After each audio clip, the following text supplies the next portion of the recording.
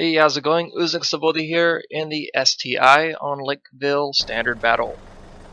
This is this is pretty much the most exciting game that I played last week.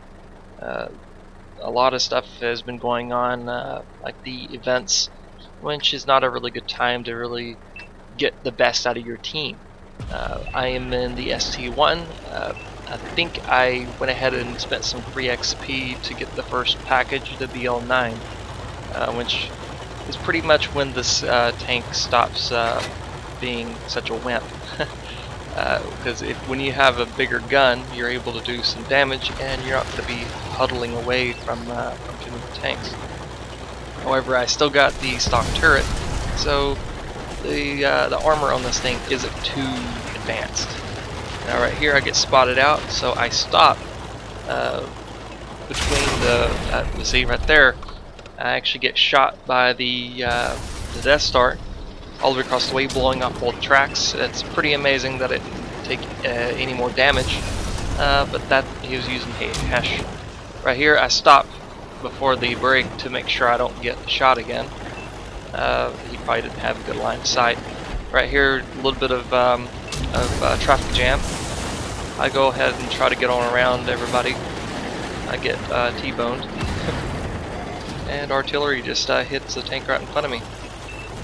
I get right here in this little cubby hole, which is a really good spot to start capping, and just to get the base capture points, so the enemies will be more freaking out.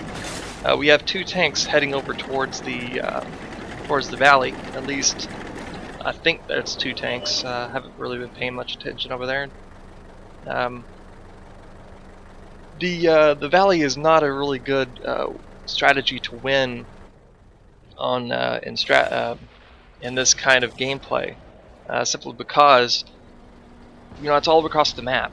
To go from spawn to spawn in this layout, because they moved one of the spawn points, is roughly about 1.2 kilometers.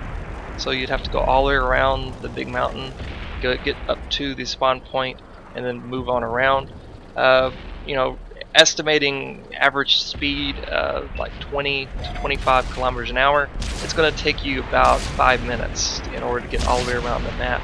And if there's like one or two tanks over there defending, then your 5-minute time is going to go all the way up to about 10 minutes, which means you're not going to make it across the entire map in a timely fashion.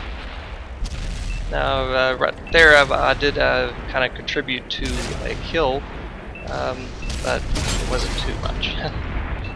This E100 really proves pretty difficult to deal with. I don't really have much of a shot. The only shot that I have on him is just through the pylons of the building. And right here, I start seeing there's a tank moving around the village towards the lake. So I go ahead and move over to advance.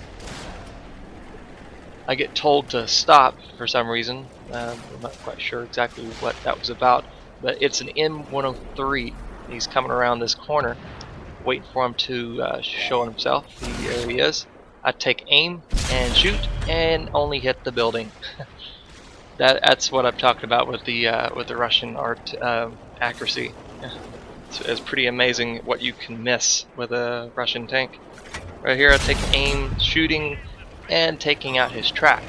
Now he is ammo racked, so I get into a position where I can try to shield off some fire. He moves his gun away from me. I take aim for his chassis and taking him out for the kill.